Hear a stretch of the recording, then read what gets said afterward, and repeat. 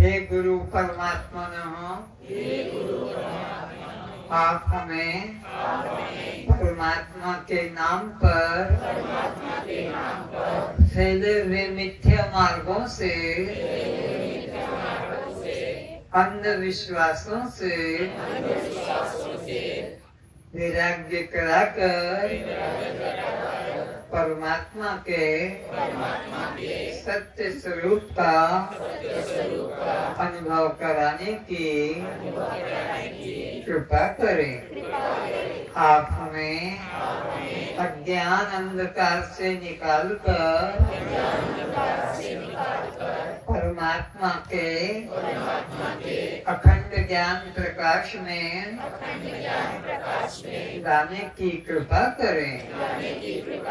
आप हमें इस जन्म मृत्यु वाले शरीर से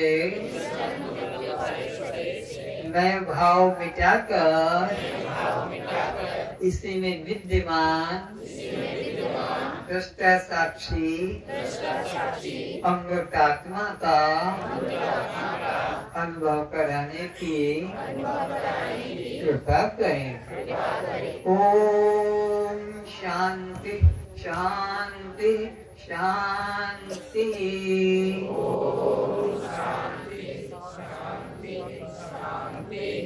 ओम सहना भवतु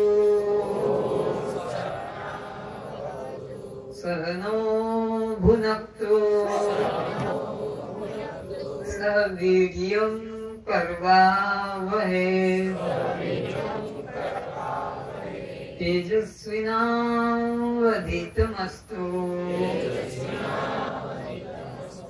मा विद्विषावहै। ओम शांति शांति शांति।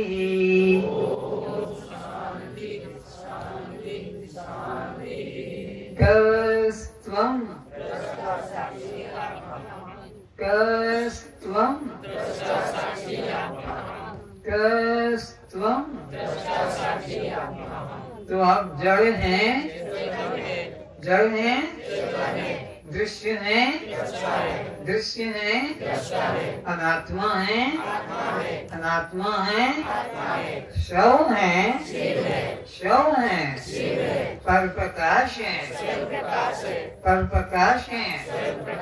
तो बद्ध है, बद्ध है, तो नाम रूप है। जन्म मरण किसको, जन्म मरण किसको, भूख प्यास किसको, भूख प्यास किसको, सुख दुख किसको, सुख दुख किसको, बंध मोक्ष किसको, बंध मोक्ष किसको, मन को। कस्त्वं। भी अपने नेत्रों को खोलें। श्रोताओं के रूप में उपस्थित सभी जिज्ञासुओं के चरणों में प्रणाम।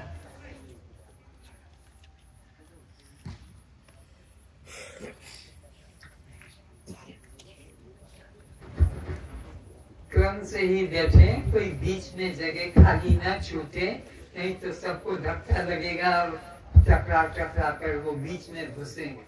इसलिए कोई बीच में अपने मित्र को, संबंधी को घुसाने की चेष्टा न करे। क्रम से बैठे।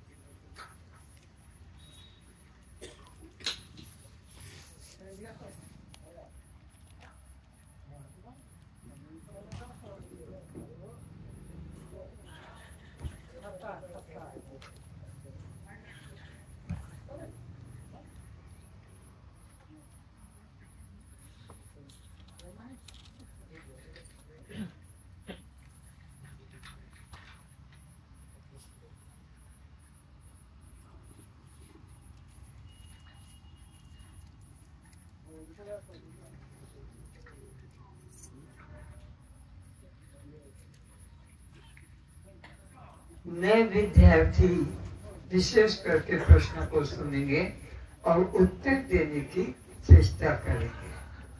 तो प्रश्न है आप आत्महत्यारे कब बनते हैं?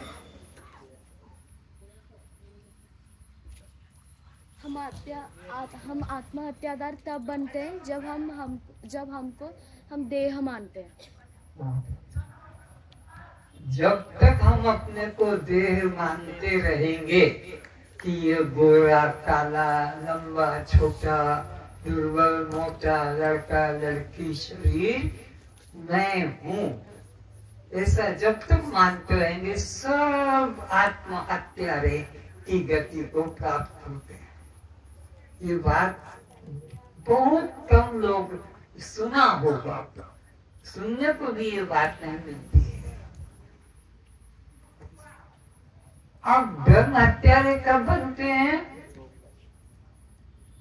जब हम परमात्मा को मूर्ति में चित्रों में देखते हैं, चित्र में, मूर्ति में, स्वर्ग में, वैकुंठ में, तीर्थ मंदिर में अपने से अलग मानकर उसे ढूंढने खोजने दर्शन के लिए जाते हैं। मंदिर जा रहे हैं दर्शन के लिए, भगवान वहाँ है। तीर्थ जा रहे हैं भगवान के दर्शन के, भगवान वहाँ है। इस तरह का जो भगवान को परमात्मा को अपने से अलग दूर पृथक मानते हैं, वे कौन सी गति को पाते हैं? ब्रह्म हत्यारे, जो सबसे बड़ी प्रबल पाप है। ये बच्चा बीच में घुस रहा है, इसके लिए इसकी माँ को पीछे बैठा है, माँ पीछे बैठे फिर ये बीच बीच में उठेगा, दूसरे को तकलीफ होगी। जब ये खेल बना दिया, बच्चे को भगा दिया, तो फिर उठा तुम नहीं, वो बच्चा फिर पीछे जाओ। इसके बच्चों की माँ को बीच में नहीं बैठना चाहिए, वो अपने बच्चों की प्रदर्शनी करना चाहते हैं। हमारे बच्चे कितने सुंदर, कितने समझदार।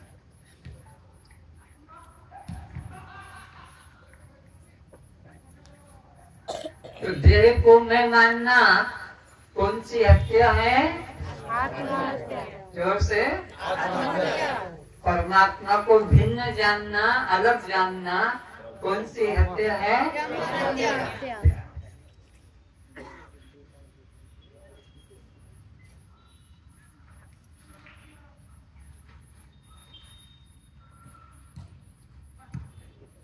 भगवान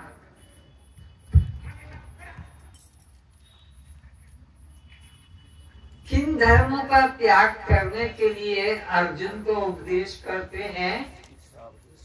जो जो तुमने धर्म के नाम पर कदम रखे हैं, जो जो धर्म के नाम पर तुम कर रहे हो, परमात्मा ने सर्व धर्मान परित्याग, सीधा घोषणा कर दी, परित्याग कर दो, और उससे मैं तुम्हारे सब पापों को मुक्त कर दूंगा। तुम्हारे पाप जो आत्महत्यारे का पाप है, तो ब्रह्म हत्यारे का पाप है, जो तुमने चोरी की, डकैती की, गंदा दूषित आहार मांस मछली खाया, सब पापों से मैं तुम्हें मुक्त कर दूंगा।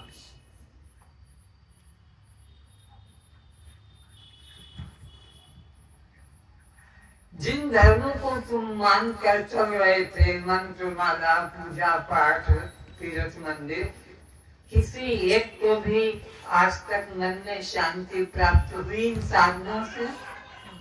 अगर शांति हो गई होती तो इस शिविर में आने की रुचि नहीं जगती। शांति यहाँ होगी, होगी, कोई बचेगा नहीं।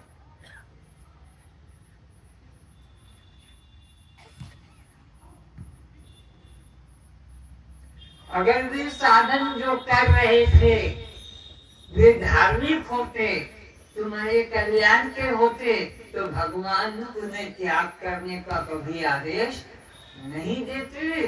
भगवान आपको अधर्मी बनाना नहीं चाहते, बल्कि वे सब अधर्मी कर्म थे जिन्हें कर रहे थे।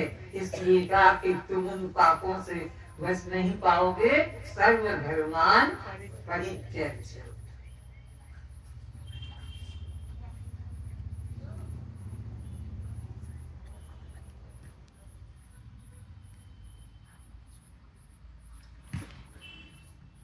तो तो मंत्र माला पूजा पाठ तीर्थ मंदिर से मुक्ति की प्राप्ति होगी कि ज्ञान के द्वारा होगी? प्राप्ति ज्ञान से होती। ज्ञानादेव तु केवल्यम कृत्य ज्ञानान्न मुक्ति। बिना ज्ञान के किसी का कल्याण मुक्ति नहीं होगी।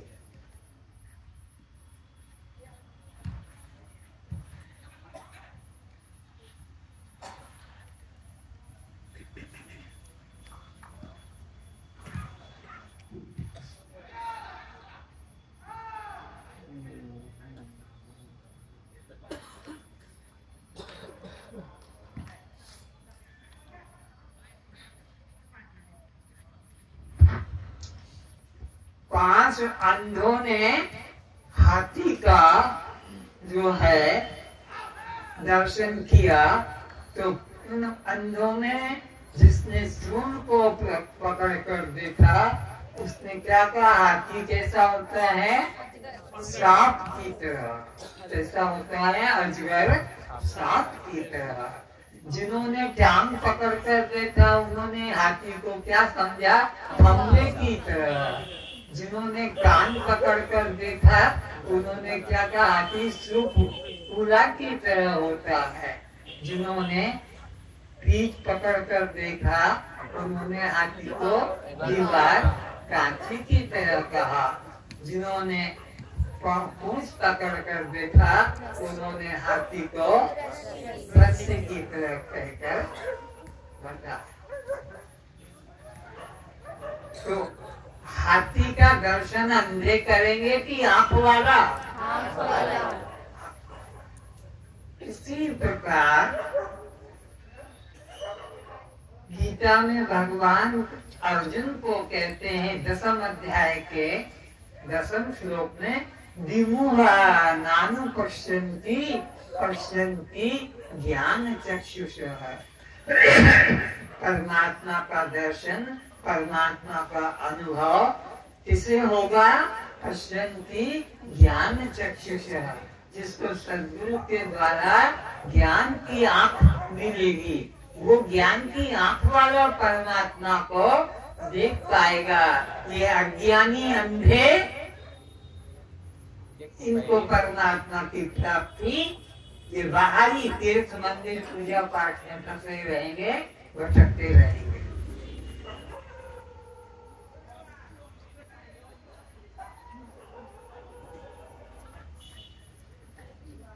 अब जिन जिनको तुम मेरा कहते हो, बोल के बताओ, जिन जिनको भी मेरा कहते हो, बोलो कोई नहीं। अरे मेरा हाथ कह दो, मेरा पाँव कह दो, जो जो भी बोलो, मेरा बोलो, सब लोग, सबको बोलना है। कितने चीजों को तुम मेरा कहते हो, बोलो। हर व्यक्ति के मुख से आवाज निकलना चाहिए, कोई मौन नहीं रहे, नहीं तो गूंगा बन जाएगा। इसलिए हर व्यक्ति के मुख से मेरा निकालो। किस किस को मेरा कहते हैं? और बोलो,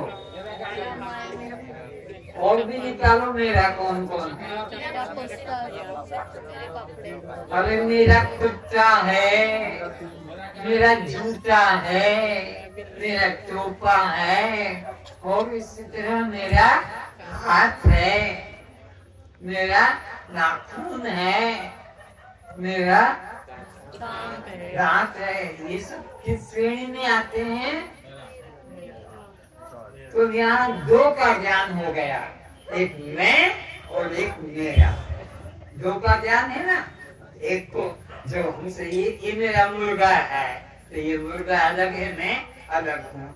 ये मेरा टाइज है, ये टाइज अलग है, मैं अलग है। पक्का हो गया। तो जो जो मेरा है, क्या वह मैं हो सकता हूँ? विचारोगे, बोलोगे, हाँ निकालना होगा। कुत्ता मेरा है लेकिन मैं कुत्ता नहीं हो सकता। जूता मेरा है पर मैं जूता कभी नहीं पेंट मेरा है किंतु मैं पेंट इसी तरह।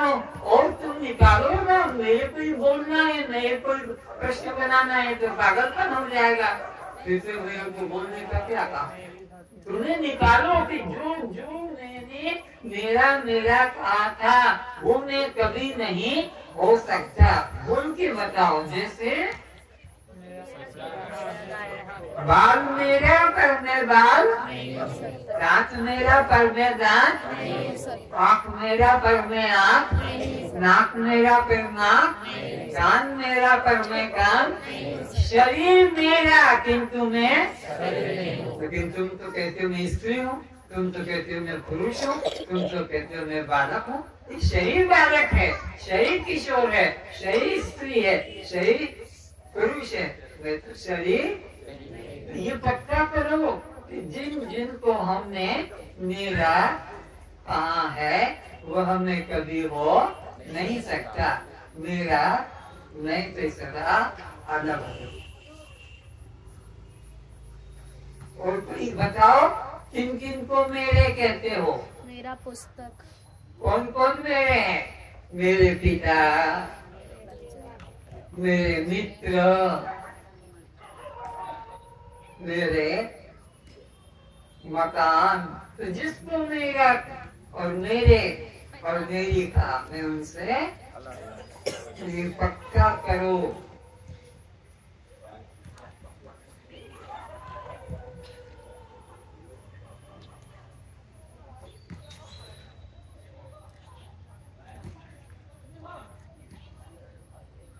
नाम मेरा लेकिन मैं नाम, देह मेरा किंतु मैं देह पक्का हो जाना चाहिए।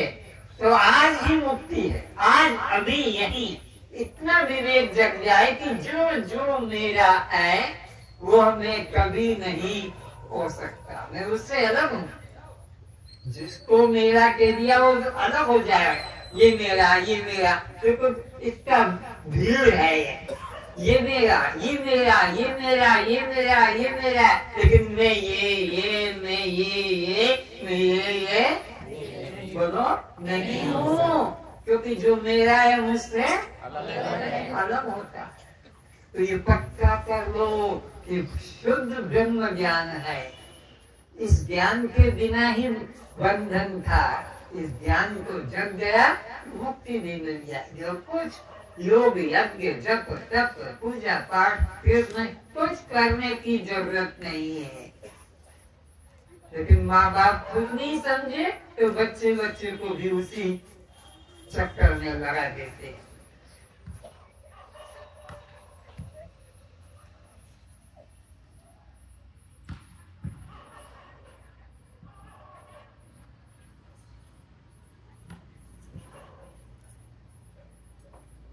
तो जो जो मेरा कहलाता है उसे मैं अपना कहूँ ये ज्ञान है कि अज्ञान है?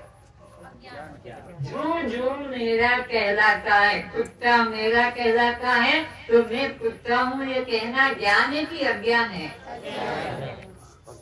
जो जो मेरा कहलाता है उसे मैं बताना वो आत्महत्या रहा है।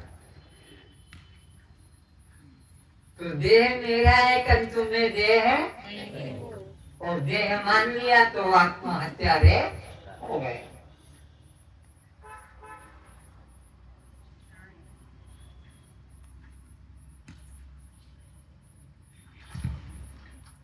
तो काम, क्रोध, लोभ ये तीनों को भगवान श्री कृष्ण ने गीता के 16 अध्याय के 21 श्लोक में नरक का द्वार कहा। 16 अध्याय गीता उसका 21वां श्लोक, त्रिविधम इदम नरकस्य द्वारम नाशनः आत्मनः काम क्रोध लोभ एतम त्रयम् त्यजेत।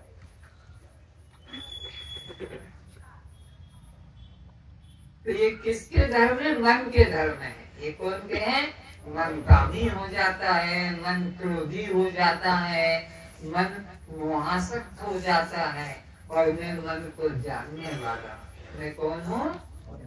मन को, मेरा मन चंचल है, मेरा मन बहुत दुखी है, मेरा मन अशांत है, मेरा मन बड़ा दुष्ट है, मेरा मन बड़ा पापी है। तो जिसको तुम मेरा मेरा कहते हो वो मैं मन नहीं, मैं मन से अलग हूँ।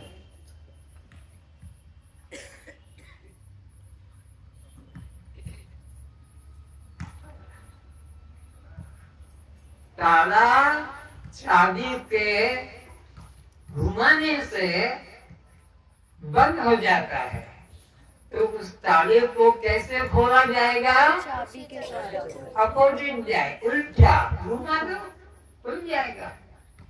जिस तरह घुमाने से बंद होता है, उस ताले को खोलने के लिए उससे विपरीत दिशा में चाबी को घुमाना पड़ता है। तो ये काम, क्रोध, लोभ जो नरक के द्वार है, इनको संसार में लगाने से नरक है। इन्हीं तीनों को भगवान में लगा दो, गुरु में लगा दो, अपने कल्याण में लगा दो, तो मुक्ति है। और कोई तुमको साधन करने की जरूरत तो काम ना करो, संसार की नरक जाओगे। क्रोध करो संसार की वस्तुओं के लिए, नरक जाओगे। मोह करो संसार के संबंधों में, नरक जाओगे। लेकिन यही काम, यही क्रोध, यही लोभ अपने भगवान के प्रति करो, कामना करो भगवान की, कामना करो मुक्ति की, कामना करो कल्याण की, तो सद्गति होगी कि दुर्गति? सद्गति हो जाएगी। संसार में कामना करोगे, मकान मेरा हो, पत्नी मेरी हो, बच्चे मेरे हो, गाड़ी मेरी हो, ये नरक ले जाने का है। संसार में कामना की नरक, यही कामना कल्याण में, मुक्ति में लगा दो तो कल्याण हो जाएगा। अब संसार में क्रोध करते हैं तो वो हमको नरक के कारण बनते हैं। पर यही क्रोध अपने दुर्गुणों को, आज से मछली नहीं, मंडा नहीं, शराब नहीं, सिगरेट नहीं, गांजा नहीं, आज से चाय नहीं, आज से मांस मछली नहीं, आज से त्याग से नहीं खाऊंगा, भगवान को भोग में ये रखा। तो जो भगवान के भोग में नहीं रखा जाता है, उसको अंदर रखना महापाप है। क्योंकि भगवान मंदिर में है कि अंदर में है? बोलो। हनुमान जी ने छाती चीर कर दिखाया राम को, राम उमा सब अंतर्यामी। यहाँ पर भी दिखाया गया है, छाती चीर कर बता रहा। राइट पॉइंट है, यही ना, चीर के दिखाया। तो भगवान कहाँ रहते हैं? ईश्वर सर्वभूतानां हृदय से अर्जुन तिष्ठति। परमात्मा सबके हृदय मंदिर में ही है, न कि उस मंदिर में। उस मंदिर में तो पत्थर पत्थर पत्थर है, लकड़ी लकड़ी लकड़ी है, कोई पीतल है, कोई तांबा है, कि कुछ और धातु का है। वो परमात्मा उसी चेतन मंदिर में है।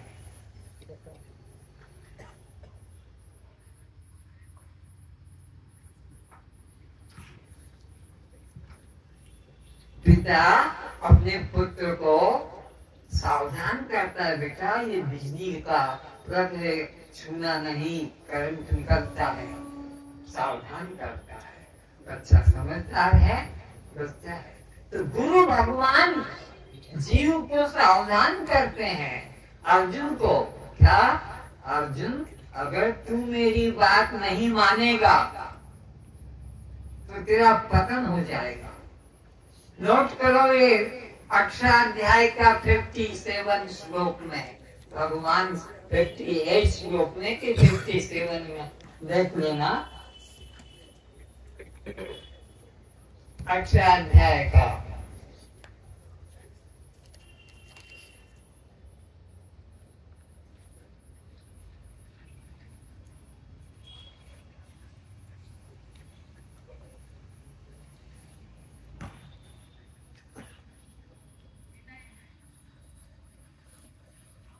57 नहीं 58 है।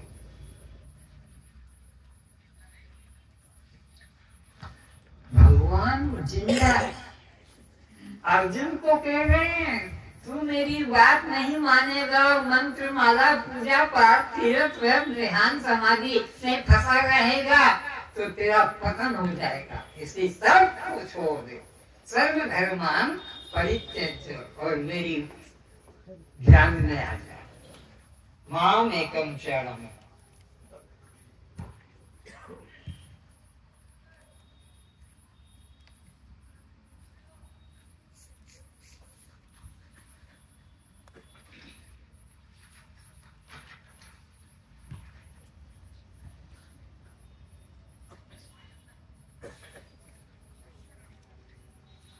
सच्चे सद्गुरु कान फूकते हैं कि ज्ञान देते हैं?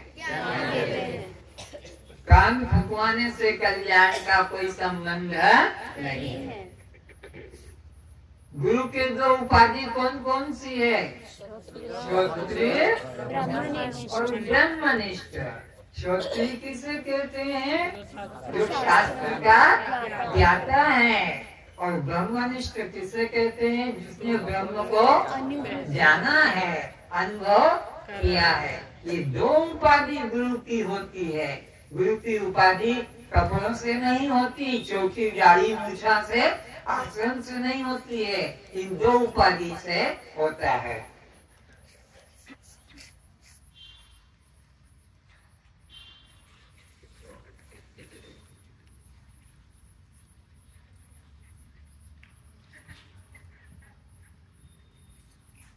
भगवान विष्णु के सत्संग में नारद जी जाते थे। नारद जी अपने वो जो तबूरा था उसको रखकर और कथा सुनते थे। एक दिन वो तबूरा को वहीं छोड़कर भूल गए और बाहर गए। तो बाहर याद आया कि अरे मेरा तबूरा तो सत्संग हाल में ही रह गया। वापिस लौटे तब तक देखा कि वह दरवाजा बंद हो गया था, खिड़की खुली थी। तो देखा कि मेरा तंबूरा तो रखा है और वहाँ लक्ष्मी जी गोबर का लेपन कर रही है। नारद को बड़ा शर्म लगा कि न तो आगे से पीला न पीछे से गीला। ये कैसे हुआ कि मेरी जगह पर गोबर का लेपन? गोबर का लेपन तो वहाँ करना पड़ता है जहाँ गंदा कुछ होता है, उसको गोबर से लेप करते हैं। भगवान विष्णु से पूछा कि प्रभु मैं जहाँ बैठा हूँ वहाँ लक्ष्मी जी गोबर का लेपन क्यों करती है? भगवान ने कहा हम अपने घर में कुआं खोदे तेरे बाप काटा जाता है। नहीं, मैं जहाँ बैठा था वहाँ गोबर का लेपन, बाकी जगह नहीं। तू सुनेगा? तू निगुरा है, निगुरा। निगुरा व्यक्ति जिसको सद्गुरु नहीं मिला है, कंठ का गुरु मिला है, मंत्र देने वाला गुरु मिला है, पूजा पाठ वाला गुरु मिला है। जिसको सद्गुरु नहीं मिला है वो जहाँ बैठेगा वो जगह अपवित्र हो जाती है। निगुरा व्यक्ति जिसको छू जाता है वह भी अपवित्र हो जाता है। तो जा गुरु बना, तू निगुरा है इसीलिए वो जगह गंदी हो गई है, लेपन किया गया। सनत कुमार को प्रणाम किया और क्या महाराज मैं मंत्र जानता हूँ, योग जानता हूँ, तंत्र जानता हूँ, समाधि आती, सब कुछ मैं जानता हूँ, लेकिन मेरे को शांति नहीं है। नारद जी कहते मुझे शांति नहीं है। तो कहा कि तूने गुरु नहीं बनाया है, और जो बनाया है वे गुरु नहीं थे, खाली नामधारी गुरु थे। जब गुरु बनाएगा तो क्या नोट करो, तरति शोकम आत्मवित। जब गुरु बनाएगा तो वो सद्गुरु के द्वारा तरति शोकम आत्मवित, तरति कर जाएगा, कल्याण को पा जाएगा, दुख के सागर से मुक्त हो जाएगा। तरति शोकम आत्मवित। आत्मवित, आत्मा को मैं करके जब जानेगा, स्वयं प्रदृष्टा साक्षी आत्मा हूँ, ऐसा जब जानेगा तभी तेरा कल्याण होगा।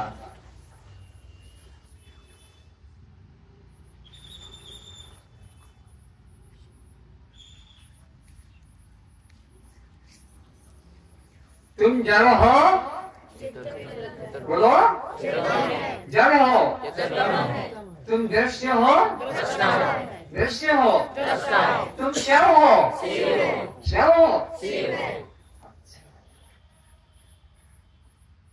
तुम अनात्मा हो, कैसे कहो कि तुम आत्मा हो? लक्षण बताओ।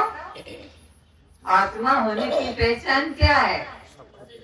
शस्त्र से, अग्नि से, पानी से, पवन से, तो तुम कौन हो? आत्मा। तो तुम्हारे शरीर को अनात्मा क्यों कहते हैं? बोलो। काटने से, जलाने से, भिगाने से, पानी से सूख जाता है, भीग जाता है, जल जाता है, कट जाता है शरीर। तुम क्षेत्र हो, शरीर हो कि क्षेत्रज्ञ जीव हो? हम शरीर क्षेत्र नहीं है। अखंड किसे कहते हैं? बोलो। पुरुषों में से भी तो हाथ उठाओ। अखंड के लक्षण क्या है? सब देश में, सब काल में और सब रूप में जो सत्ता विद्यमान होती है उसे अखंड कहते हैं। जो सब देश में, सब काल में और सब रूप में समान रहता है उसे अखंड कहते हैं।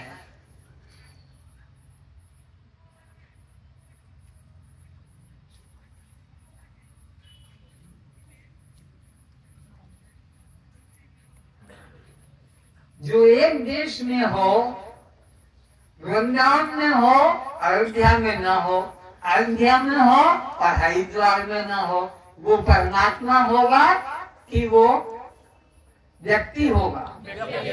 एक देश में रहता है परमात्मा, तो हरि व्यापक सर्वत्र समाना।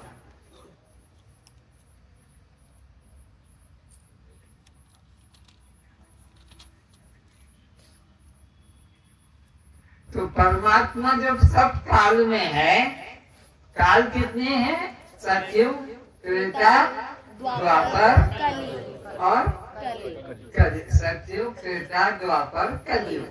तो परमात्मा एक काल में कि सब काल में? ये कौन सा काल कहलाता है? कली काल। तो परमात्मा कली काल में है कि सतयुग में बैठा है? सब में समान है, तो कलयुग में भी है। और हम तुम भी कलयुग में है, तो परमात्मा कलयुग में है तो हमारे तुम्हारे में भी है। और हमारे तुम्हारे में है तो श्वास श्वास में भी परमात्मा है। श्वास श्वास में नाम सुमिर, वृथा श्वास मत हो, न जाने इस श्वास का आवन होए न होए। तो हर श्वास में सो हम, बोलने का नहीं, अनुभव करने का।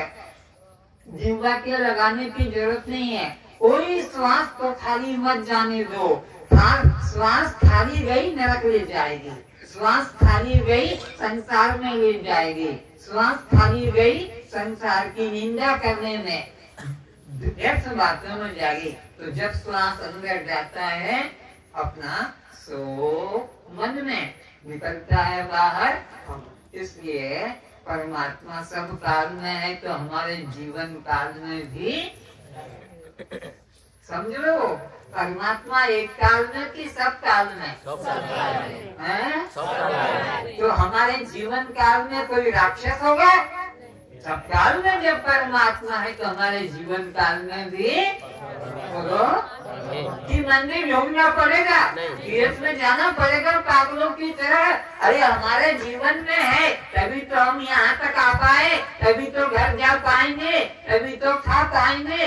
तो सब कामों में परमात्मा है। जरा बोलो तो, जब मैं चलता हूँ जब मैं चलता हूँ परमात्मा भी चलते हैं। जब मैं खाता हूँ परमात्मा भी खाते हैं। जब मैं देखता हूँ परमात्मा भी देखते हैं। जब मैं सुनता हूँ परमात्मा भी सुनते हैं। जब मैं बोलता हूँ परमात्मा भी बोलते हैं। तो हमारे सब काम कौन कर रहा है? परमात्मा। परमात्मा कर रहे हैं। और अज्ञानी लोग मंदिरों में जा रहे हैं, तीर्थों में जा रहे हैं, चित्र मूर्ति के पास जा रहे हैं। एक रूप परमात्मा का है कि सब रूप परमात्मा के?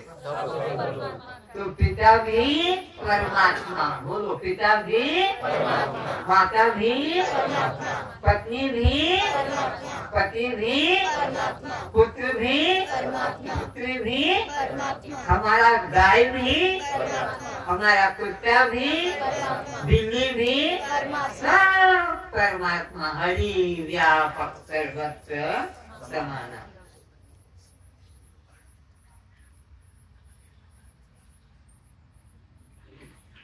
तो लड़का भी परमात्मा और लड़की भी,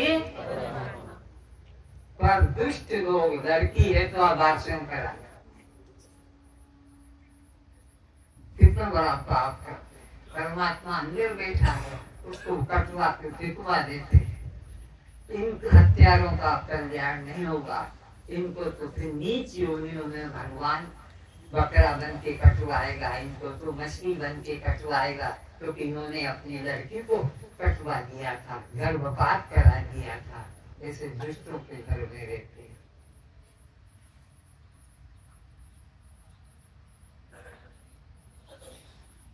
तो लड़की को जन्म दिलाने वाले, लड़की को मृत्यु कराने वाले अगले जन्म में फिर क्या करेंगे? जो जस करें सो तस फल चापा। जैसा किया है जैसा फल भोगना पड़ेगा। कोई भगवान तुमको बचाने वाला नहीं होगा। ये निरंजन के वचनों को पूर्ण अक्षर में लिखो। जिन्होंने ये पाप किया है कि लड़की आ गई है तो चलो निकला दो, कटवा दो, सिखवा दो, इनका उद्धार नहीं होगा। इनको उसी सजा भोगना पड़ेगा। इनको इसी तरह काटा जाएगा जिंदा को, जैसा इन्होंने जिंदा लड़कों को कटवाया।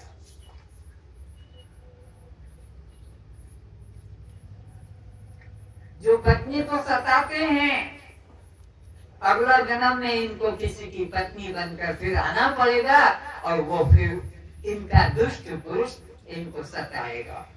क्योंकि ये नियम है, जैसा खेत में बोया जाता है फसल में दूसरा फल आता है। बोलो, जो बोया जाएगा वही काटा जाएगा।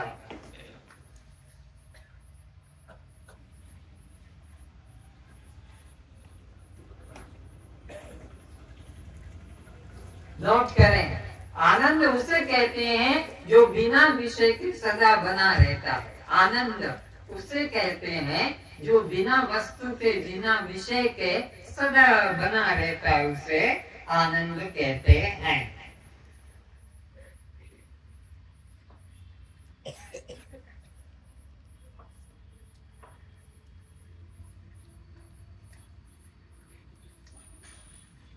सुख उसे कहते हैं जो विषय और शरीर के अनुकूल मिलता है। सुख उसे कहते हैं जो शरीर और विषय के अनुकूल होने से मिलता है, फिर दुख में बदल जाता है। सुख वह जो दुख में बदल जाए, आनंद वह जो कभी दुख में बदलता नहीं। आनंद सदा रहता है, आनंद कभी बदलता नहीं, और सुख दुख में बदल जाता है।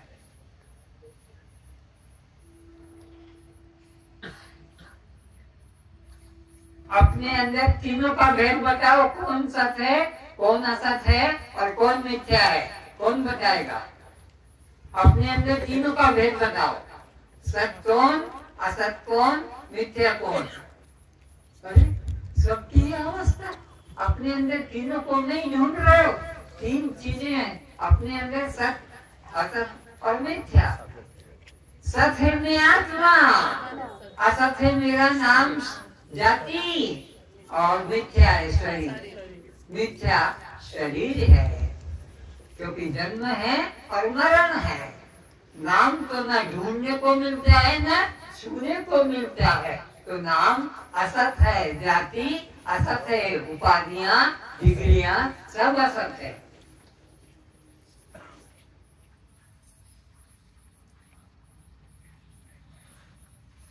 ट्रेन और पटरी में कौन किसके सहारे चल रहा है? ट्रेन पटरी के सहारे चलता है।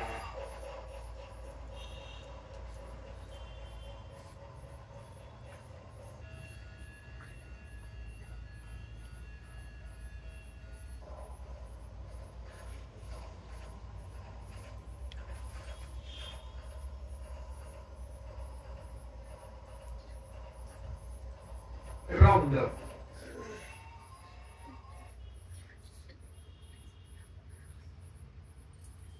इसी तरह परमात्मा के सहारे ये जीवात्मा चल रहा है। पटरी के सहारे जैसे ट्रेन चल रही है, ऐसे ही परमात्मा के सहारे जीवात्मा 84 लाख का चक्कर काट रहा है। आकर 4 लक्ष्य 84 जोनि भ्रमत यह जीव अविनाशी। तो कौन सत्य है? पटरी सत्य है कि ट्रेन सत्य है? जो जिसके सहारे चले। तो ट्रेन किसके सहारे चलती है? पटरी के। वो इसी तरह ये जीव किसके सहारे चलता है? परमात्मा के। तो परमात्मा सत्य है।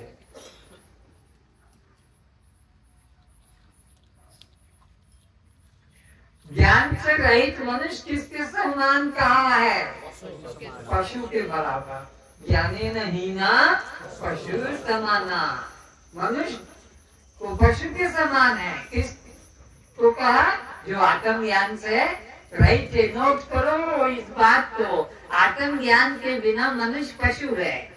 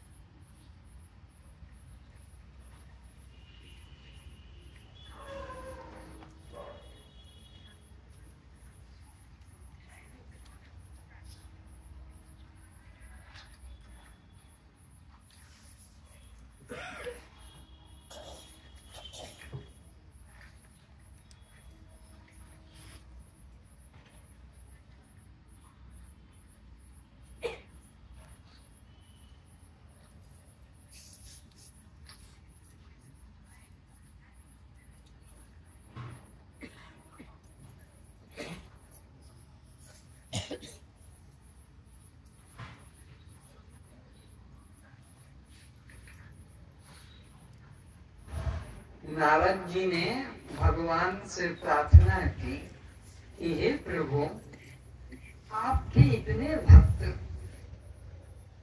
इतने मंदिरों में तीर्थों में जा रहे हैं, सुबह उठकर ठंडी में नहाते हैं, ठंडे ठंडे प्रार्थना करते हैं नदी में पड़े हुए, इतनी आरती पूजा, इनका उद्धार क्यों नहीं करते? भगवान ने कहा इनका कल्याण नहीं हो सकेगा। क्या कहते हैं प्रभु, इनका कल्याण नहीं होगा? क्यों नहीं होगा इनका कल्याण? बोले सुनो, अभी पतंग मृग मीन गज इनको एक हुआ, तुलसी वाकी का गति जाके पीछे 5। अरे नारद, जिन पशुओं को एक विषय में आसक्ति अटैचमेंट है, एटेटमेंट, वे दुर्गति को पा सके। तुलसी वाकी कागती जाके पीछे पाँच, ये जो मनुष्य है देखने में इनके पीछे तो पांच अटैचमेंट, पांच विषयों में आसक्ति, इसी में जीवन समाप्त कर दे। भौरा, पतंगा, मछली, हाथी, मृग, इनको एक एक विषय में आसक्ति है। सुनो, भौरा कमल के पुष्प पर जाकर बैठता है और उसका रस ग्रहण करता है। कमल का स्वभाव है सूर्य के प्रकाश में खुल जाता है और सूर्यास्त होने से बंद हो जाता है। वो कमल का पुष्प पे भौरा आकर बैठता है, रस पीता पीता और उसी में बंद हो जाता है कि रात भर भी मैं रस लेता रहूंगा। और सुबह क्या होता है, वह कमल के पुष्प जो सरोवर में खिला था, हाथी आता है और उस कमल के पुष्प को नष्ट कर देता है, वो भौरा भी उसी में मर जाता है। आसक्ति एक विषय में थी, कौन सी? नासिका का विषय गंध, तो भौरा उस गंध की आसक्ति में मर जाता है। पतंगा, ये जो लाइट जल रहे हैं, हालोजन बल्ब, दीपक, इनके ऊपर छोटे छोटे कीड़े आकर बैठते हैं और तुम जब सुबह झाड़ू करते हो तो इतना इतना छोटे छोटे वे पतंगा उड़ने वाले मर जाते हैं। उनकी आंखों का विषय रूप इतने आसक्त होते हैं कि उसी पे आकर दीपक के ऊपर तुमने दीपक जलाया, वे जल के मर जाते हैं। उसकी क्या सुंदर शैया है, दीपक की रोशनी को देखकर वह जलती हुई अग्नि को प्रज्वलित देखकर उसमें जाकर चप चप करके प्राण त्याग देते हैं। पतंगा की मृत्यु हो गई है रूप में आसक्ति के कारण। कमल की मृत्यु अपना भौरे की मृत्यु क्यों हुई थी? नासिका का विषय गंध में। कुछ कठिन लग रहा है, एक एक विषय में आसक्ति होने से ये मर जाते हैं। इस मनुष्य के पास 5 आसक्ति बताऊंगा तो इसकी क्या दुर्गति होगी। इसकी तरह मृग, इसकी आसक्ति जो है अपना संगीत में है, तो जब कोई मधुर संगीत बजाता है तो उसके पास जाकर सुनता है और इतना विभोर हो जाता है कि दूसरा शिकारी इसको तीर मारता है और ये तड़प से मर जाता है।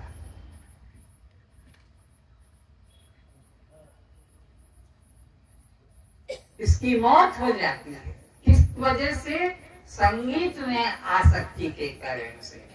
और सुनो ध्यान से, इसकी मौत का एक और कारण है, ये बाबा समाज, ये साधु समाज, ये अपने को बाबा दिखाने के लिए मृग चर्म की मांग करते हैं दुकानों पे जाकर।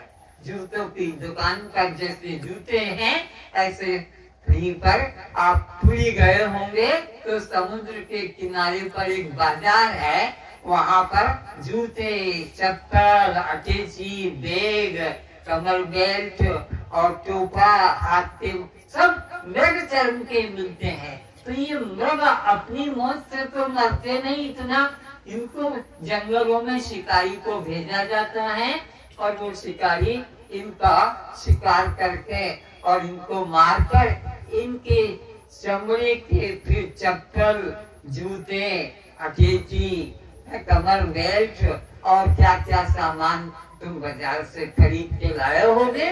तुम्हारे घर में भी कितना पाप, तुम्हारे घर में भी वो रखा हुआ है, उसका उपयोग तुम करते हो। कितना बड़ा पाप किया कि जिंदा मृग को तीर से मारा और वो तड़प तड़प के प्राण छोड़ा। फिर चमड़ा तो दे दिया उनको जिनको अटैची की मांग थी, जिनको मृग चर्म की मांग थी, ये बाबा लोग जाते हैं दुकान पे, हमको मृग चर्म दो, हमें कुंभ में जाना है, हमारे शिष्य के गांव में जाना है, तो हमारे पास में मृग चर्म होना चाहिए साधु का लक्षण दिखाने को। तो वो कितना फीट का, 3 फीट 4 फीट नहीं, मेरे को 5 फीट वाला चाहिए। तो ऑर्डर बुक कर रहा है, कौन सा रंग, काला नहीं, मैं पूरा रंग का चाहता हूँ। वो दुकान वाला उस बाबा को बुलाता है, मृग चर्म तैयार हो गया है, 5000 रुपया दो और ले जाओ। 10,000 रुपया दो, जितना बड़ा साइज होगा उतना पैसा भी ज्यादा देकर लेते हैं। तो मृग चर्म तो बाबा को दे दिया, मांस भक्षियों को मांस दे दिया, और गोल बात बताऊं, हड्डियां, बिना का टूथपेस्ट, कोलगेट और भी इसी प्रकार गोंद पाउडर है, ये इस हड्डियों के द्वारा तुम्हारा मंजन जो रहता है। इसलिए कई कंपनियां लिख देती है इसमें हड्डी चूर्ण मिला हुआ नहीं है, ये जो दांत घिसते हैं ये हड्डी को चूर्ण पिसा हुआ उसमें मिलाया जाता है। तो इस तरह से भारत सरकार का नियम है, जिसमें जीव हत्या होती है जिस चीज में, उस पे लाल रंग की बिंदी लगा दी जाती है, और जिसमें जीव हत्या नहीं है उस पे हरे रंग की बिंदी। कितने लोग इस बात को जानते हैं कि लाल बिंदी जो है यह जीव हत्या का प्रतीक है, और कितने लोग जानते हैं कि हरी बिंदी किसी हत्या का कारण नहीं। चाहे तुम बाजार से शक्कर लाओ, पैकेट गुड़ का लाओ, कि चाहे तुम नमक लेके आओ कि मिर्ची हल्दी आटा, सबके ऊपर गवर्नमेंट का नियम है। कितने लोग जानते हैं इस बात को, हाथ उठाएं। बहुत बहुत कम लोग हैं जो इस बात को जानते हैं। पर आप सुन लो, तुम जब भी जो कोई पैकेट लाओगे बाजार से खरीद कर, उसके ऊपर गवर्नमेंट की तरफ से नियम है, लाल बिंदी है जरूर इसमें कोई हत्या का कारण है, और हरी बिंदी है इसमें कोई हत्या का कारण नहीं है। इस प्रकार से वह मृग के वस्तुओं का, और इसी प्रकार से मांस खाने वालों को इसका मांस दे दिया जाता है। मृग का मांस भी बिक गया, मृग की हड्डी भी बिक गई, मृग का चमड़ा भी बिक गया। खरीदने वालों ने उसे अपने ढंग से खरीद लिया। तो 5 प्राणी हैं जिनको एक एक पदार्थों में आसक्ति है। वह भौरे को कमल पुष्प में, पतंगा को प्रकाश में, और इसी प्रकार मृग को संगीत में। अब आया मछली की बात। ये मछली की मौत का कारण क्या है, तो इसे समझिए थोड़ा। ये जो आदिवासी लोग हैं जो जंगल में रहते हैं, गांव में रहते हैं, और वहां से अपना ब्रोकोली या आम या भाजी या आंवला ऐसी सब्जियां लेकर टोकरे पे रखकर आते हैं, गलियों में बिक्री करते हैं, और तुम लोग उनसे अपना पालक भाजी है कि मेथी भाजी है कि सब्जी है तो खरीद लेते हो। और वो घर से निकलते हैं रात के 4 बजे, क्योंकि दूर गांव से आते हैं तुम्हारे शहर में बिक्री करने, तब उनको भी तो अपने पेट की सफाई करना है। तुम्हारे घर में तो अटैच लेट्रिन बाथरूम में उनको जाने नहीं दोगे, तो वे लोग क्या करते हैं, पोखरी के किनारे पर जाते हैं जहाँ पानी है, और वहाँ बैठकर और अपना जो पेट में मल था उसको निकालते हैं। थोड़ा मारते भी जाते हैं ताकि प्रेशर नीचे आ जाए, और वो वहां से जब साफ करके आने के लिए आगे बढ़ते हैं पोखरी में, घुटने घुटने पानी में अपना पैर रखकर कहते चिकन को साफ करते जाते हैं वो पानी में, क्योंकि उनका तो कोई साधन नहीं है, और अपना फिर टूथब्रश करना, तो तुम्हारे तो टूथब्रश साथ में चलते हैं। वे एक डाली को तोड़ लेते हैं गरीब लोग, पत्ते को गिराकर दांतों में चबाकर ब्रश बनाते हैं, और ब्रश बनाकर दांतों को घिसा फिर उसको चीर देते हैं। 2 फाल हो गई तो फिर एक को वी शेप में करके और अपना ब्रश को कर लेते हैं, और वह जिब्बी भी कर लेते हैं। और तुम जो करते हो तो वो जो नीचे पानी में गिरता है तब वो मछलियां दबा ले जाती है, और तुमने जो मल साफ किया वो भी मछलियों ने अपना भोजन बना लिया। तुमने जो मल का त्याग किया मछलियों ने खा लिया, तुमने जो जीभ से थूक निकाला वो भी खा लिया, जोर से तुमने झटका मारा नासिका पे तो ये जो डालिया मिला ये भी मछलियों ने खा लिया। इस तरह से मछलियों का भोजन सुबह का उन्होंने बना दिया। अब कोई प्रेमी मछली का खाने वाला वो क्या करेगा? सुनो, ये बरसात में पतले पतले लंबे लंबे चलते हैं, हिंदी में उनको गिनोला कहते हैं, आपकी भाषा में क्या कहते हैं? पतले लंबे जिया। उसको माठियों में रखते हैं संभाल कर किताबों में, और जब मछली पकड़ने जाते हैं तो वो बर्तन माठिया ले जाते हैं, उसमें से वो निकलता है लंबा लंबा, उसको तोड़ते हैं और एक कांटे में फंसाते हैं। जैसे कान में आप कांटा फंसाते, कोई मारवाड़ी बाई हो उसके नाक का कांटा ऐसा टेढ़ा होता है, खींचो तो नाक कट जाएगी पर निकलेगा नहीं, सीधा नहीं होता, टेढ़ा। तो ऐसे उसको पानी में डाला, मछलियां आई और उसको गप से खा लिया, और वो निकल नहीं पाती है, वो हिलती है, तो बाबू पकड़ने वाला ऐसा चीर के रख लिया। वो मछली अब भाग नहीं सकती है। और अब वो मछली के पेट में क्या क्या आया है बोलो? मछली, वो आदिवासी महिला ने जो हागा किया था वो हागा भी ताजा ताजा सुबह मछली ने खा लिया, वो जो नाक से डालिया निकला वो भी मछली ने खा लिया, और उसने सब तुम्हारा कफ थूक लार भी ले लिया, और वो तुम्हारे घर में मछली के पेट में आ गया। तुम्हारे घर में मछली के पेट में सब आ गया, और वो तुम्हारे पेट में दर। इतना सुंदर भोजन है, इतना सुंदर टेस्टी है, तुम्हारी बुद्धि कितनी निकृष्ट भ्रष्ट हो गई है कि वो टट्टी भी खा रहे हो, उसका नाक भी खा रहे हो, उसका मांस भी खा रहे हो। इस तरह से प्राप्त होता है। इसी तरह से और समझेंगे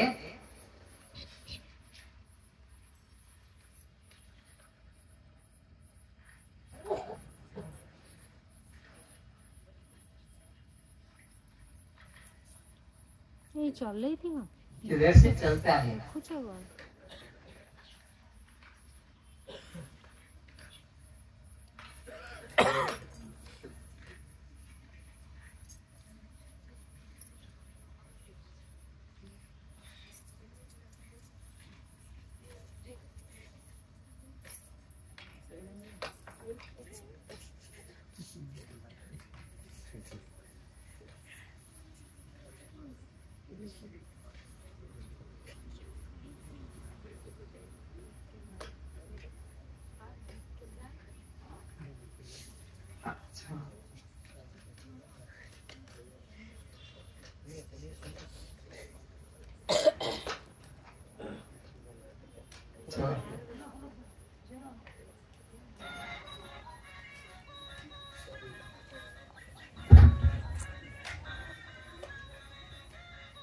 कैमरा इधर जा रही है कैमरा।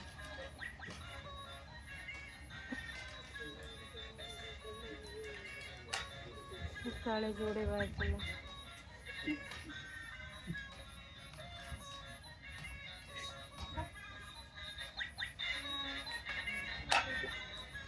बस कर, जैसे दरकार नहीं।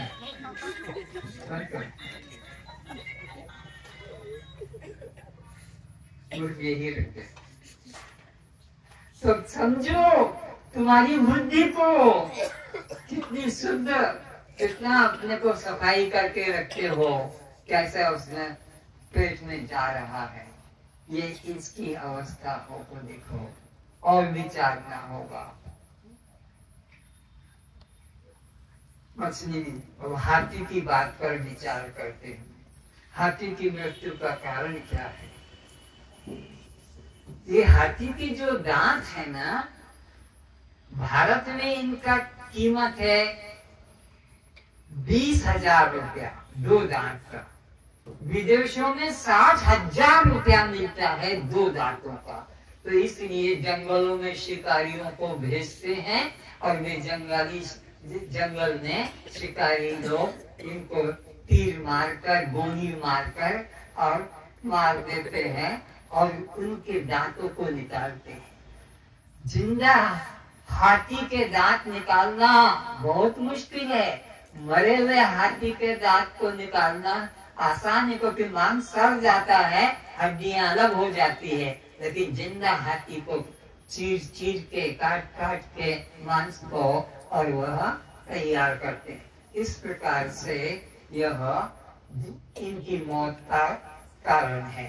तो अब हमको सावधान होना है कि हमारी वासना के कारण, हमारे अज्ञानता के कारण निर्दोष प्राणियों की कैसे हत्या की जाती है और उनको मारकर फिर हम अपना जीवन निर्वाह करते हैं। तो इस तरह से इनसे दूर रहना चाहिए।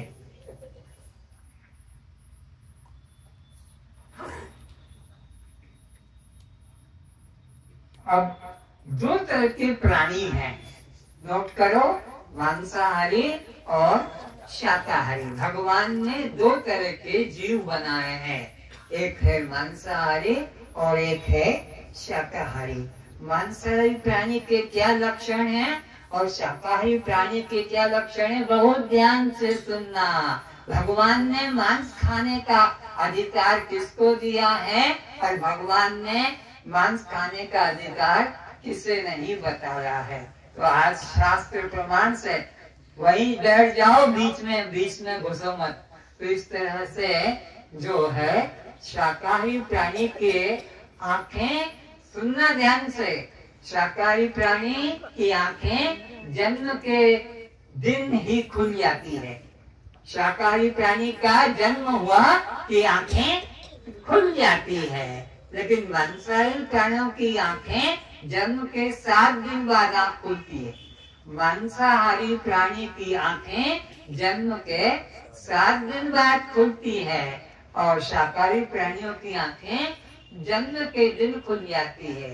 दूसरा, मांसाहारी प्राणियों को अंधकार में दिख जाता है। मांसाहारी प्राणी घोर अंधकार में शिकार कर लेते हैं, शाकाहारी प्राणी घोर अंधकार में जाते नहीं, वो विश्राम करते हैं क्योंकि उनकी आंखों में रोशनी नहीं है। इसी प्रकार मांसाहारी प्राणियों की जो लार होती है वो एसिडिक लार होती है, तेजाबी लार होती है।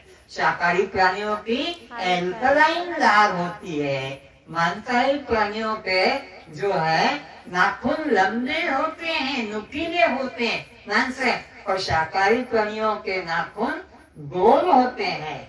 इसी प्रकार मांसाहारी प्राणियों के दांत जो है जो तीखे टेढ़े होते हैं और शाकाहारी प्राणियों के दांत की जो है गोलाई समान होती है। तो इस तरह से इनके लक्षण हैं और इसके अंदर हम लोगों की आसक्ति के अनुसार हम इसे लेते हैं। तो परमात्मा ने मांसाहारी प्राणियों को मांस भक्षियों के लिए बनाया है और शाकाहारी प्राणी शाकाहारी मनुष्यों के लिए बनाया है। मनुष्य शाकाहारी प्राणी है और फिर भी वह इस तरह का आहार ग्रहण करता है।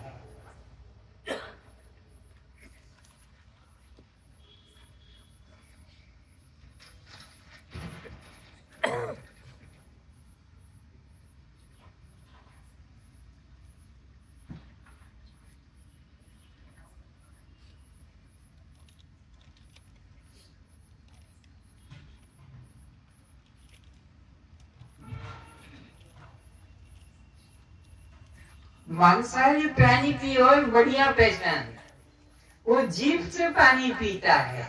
आप भी घर जाना और एक गिलास पानी लेना और पानी अंदर नहीं जाएगा। पर बिल्ली, कुत्ता या बाघ यह जीभ से पानी पीते हैं।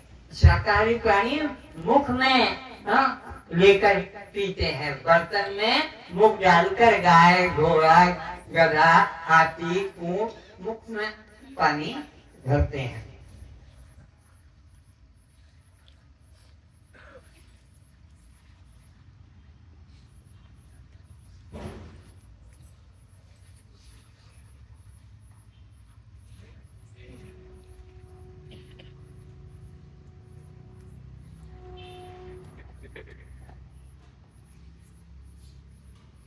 तो जो मनुष्य होकर और मांस खाते हैं पशुओं का, ये मरकर कहाँ जाएंगे?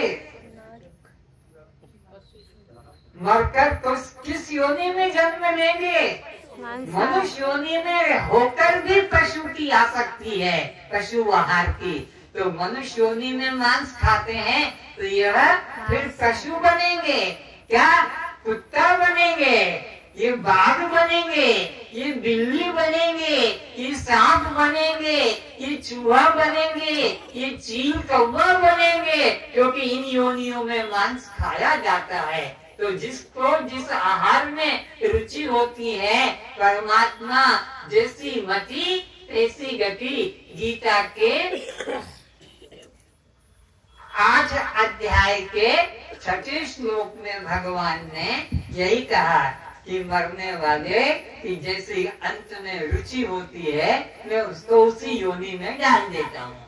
जो मनुष्य होकर भी मांस खाता है तो उसको मरने पर मैं ऐसी योनि में डालूंगा जहाँ इसको सरलता से बिना पैसा और बिना पकाए कच्चा ही खाना पड़ेगा, फिर पकाने को जरूरत नहीं पड़ेगी। और सुविधा, यहाँ तो तेल में पकाओ, आग में पकाओ और फिर खाने को होता है मनुष्य को, पर ऐसी योनि में डाल देगा कि फिर पकाना नहीं पड़ेगा, कच्चा ही खा कर पेट भर लेता है।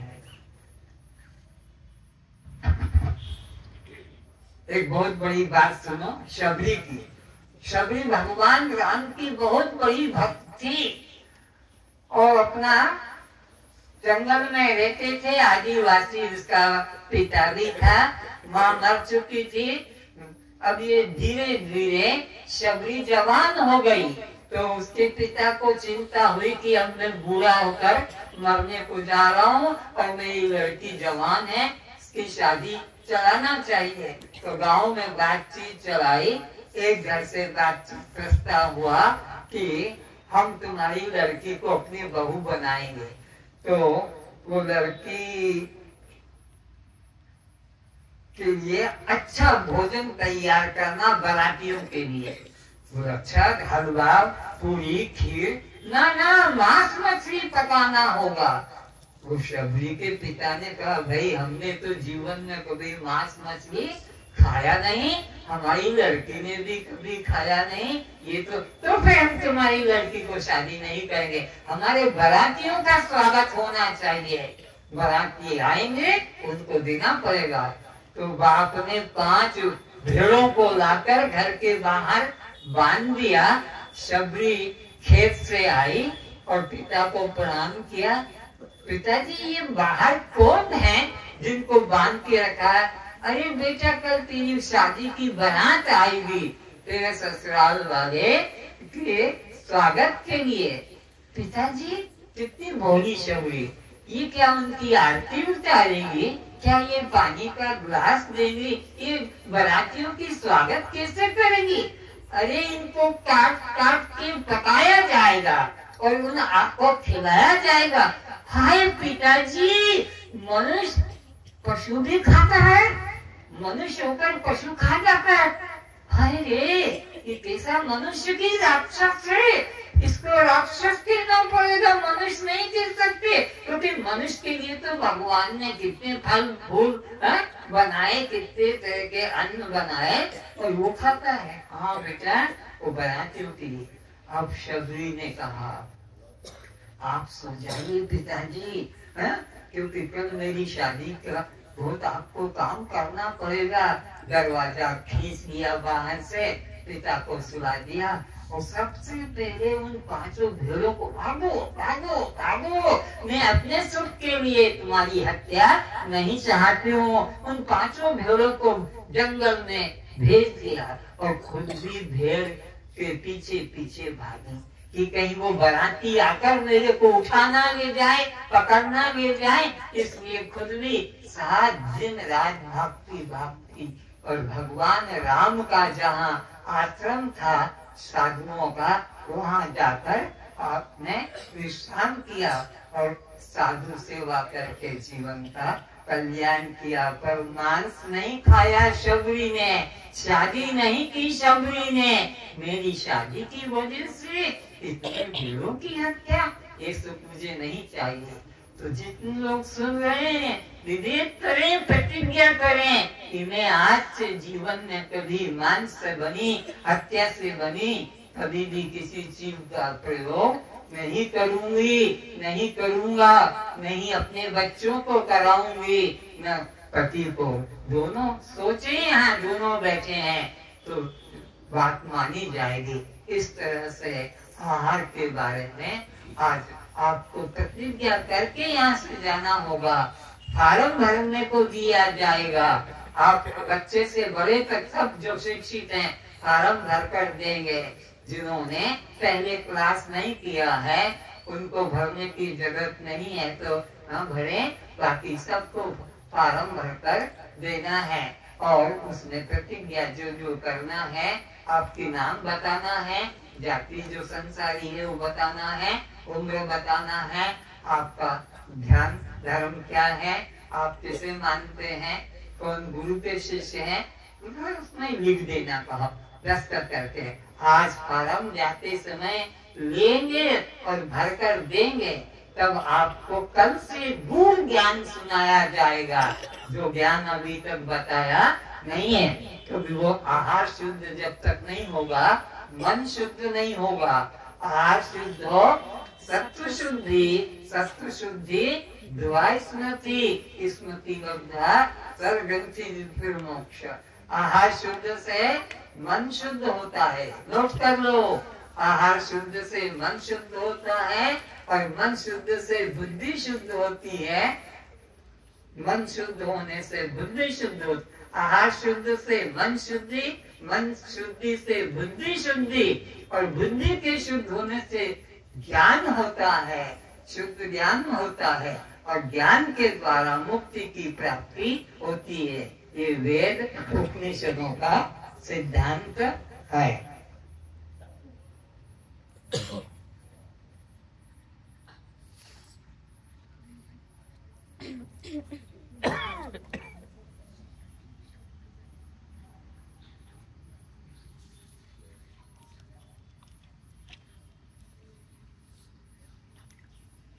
अब सुने,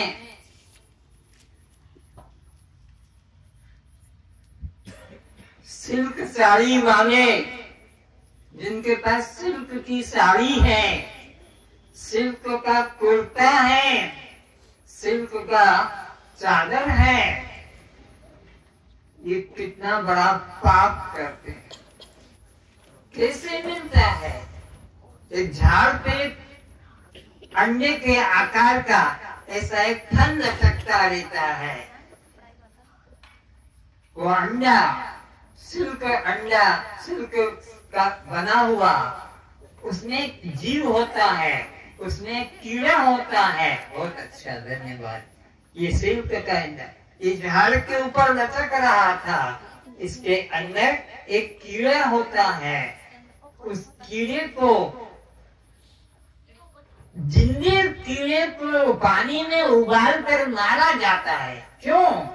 क्योंकि इस सिल्क को पाने के लिए अगर वो कीड़े को न मारेंगे तो टुकड़े वाला खंडित सिल्क मिलेगा, खद्दर सिल्क मिलेगा। इसलिए सुपर फाइन सिल्क को पाने के लिए इस कीड़े को उबाला जाता है। और वो अंदर वाला तड़प तड़प के मर जाता है। फिर ऐसे 8 अंडों को जोड़कर एक तार बनता है।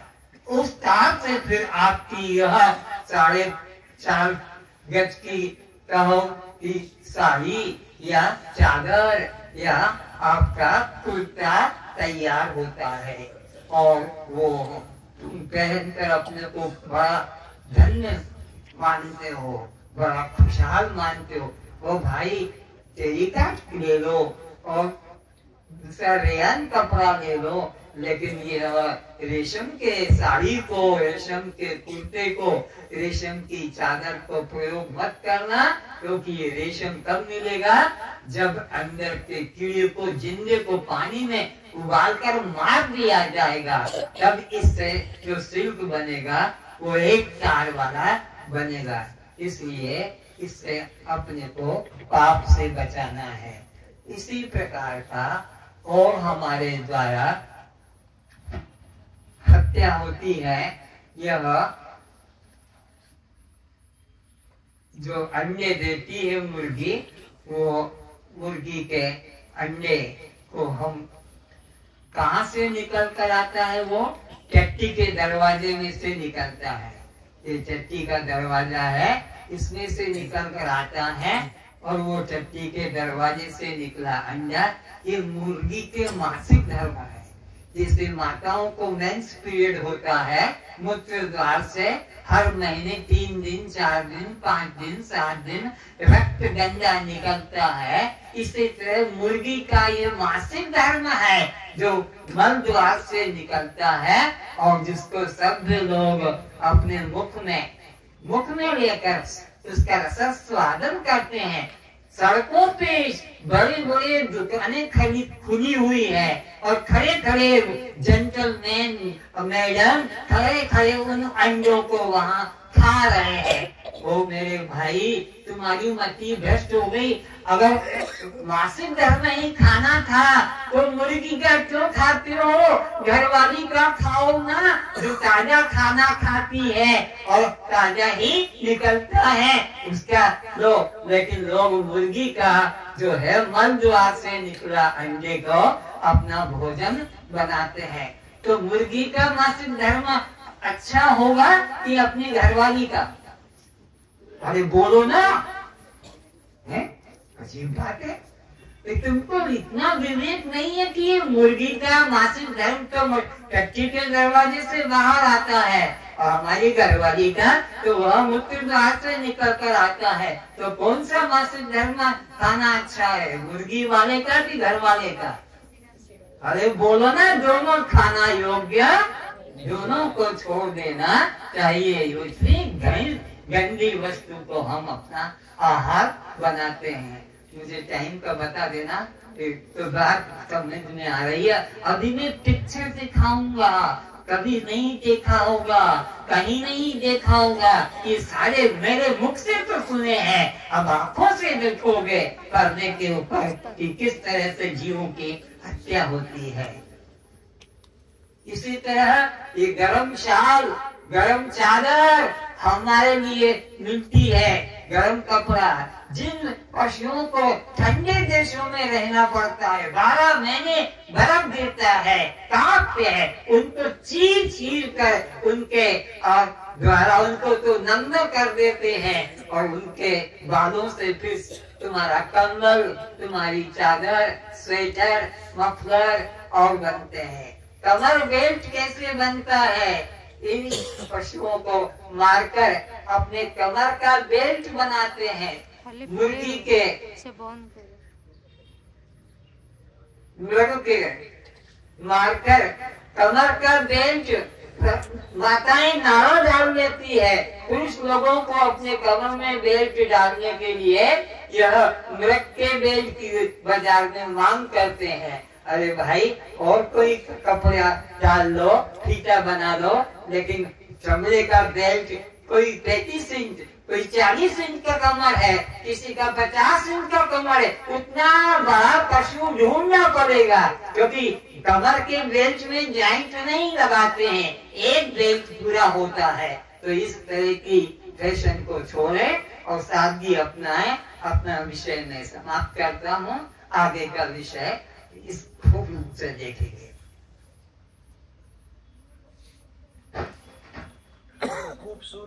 नहीं लुभाती, पर कभी कभी खूबसूरती के पर्दे में छुपी सच्चाई की बदसूरती हम पहचान नहीं पाते। ऐसी ही कुछ सच्चाइयां उजागर करेंगी हमारी 3 फिल्में। इन फिल्मों में आप देखेंगे कि फैशन के लिए मासूम लाचार जानवरों पर कैसे कैसे जुल्म उठाए जाते